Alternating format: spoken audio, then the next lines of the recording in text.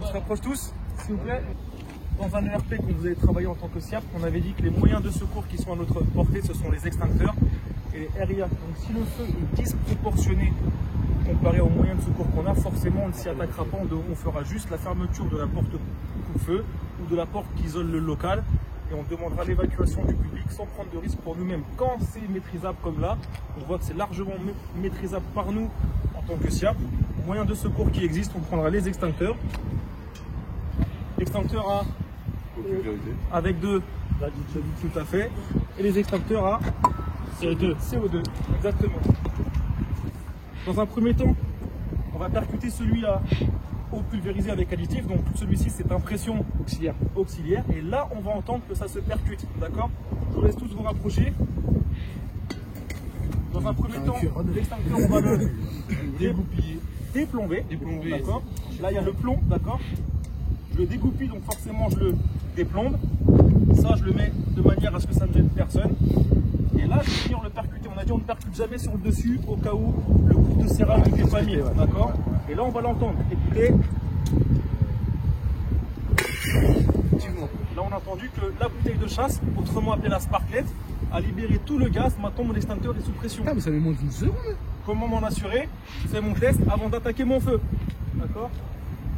Par contre, là, on va pas se mettre la langue de ce que vu que le vent il y a par là. Là, je sens, là j'ai bien vu que mon extincteur, il fonctionnait, d'accord? Mon extincteur a été mis sous pression et je vais attaquer mon feu comment? À la base des flammes, en faisant des petits cercles, d'accord?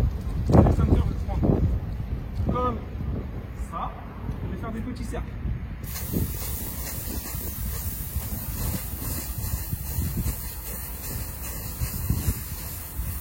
Et quand je m'écarte, je garde toujours la lance dans les mains au cas où le feu se réactive, d'accord? Une fois que c'est fait, comme il a dit Mustapha, comme mon extincteur a été utilisé, même s'il n'est pas vide, on le couche, je ne laisse pas debout, d'accord? Je couche mon extincteur, je referme ma porte, même si c'est éteint. Pourquoi? Parce qu'il reste des fumées résiduelles pour ne pas qu'elles atteignent la circulation. Je préviens mon CF2 et on gère les évacuations, d'accord? Chacun son tour, on va passer d'abord sur le P6 et ensuite le CO2. Donc hop, on le décroche du mur. Les extincteurs, on les trouve en haut, principalement dans les circulations. Ici, en mettant pas sa tête au-dessus de l'extincteur. Test, il fonctionne. On se rapproche de son foyer. Distance de 3 mètres. On arrose en visant toujours la base des flammes.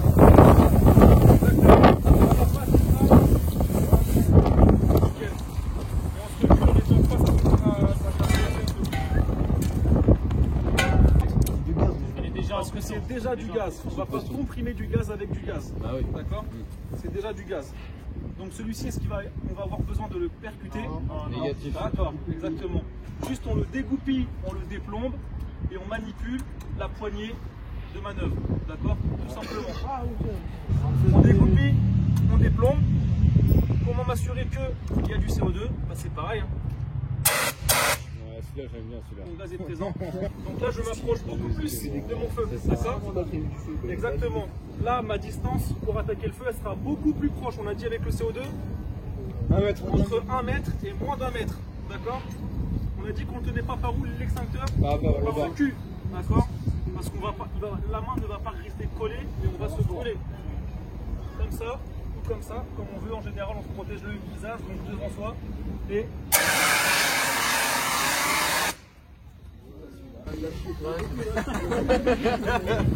Tac.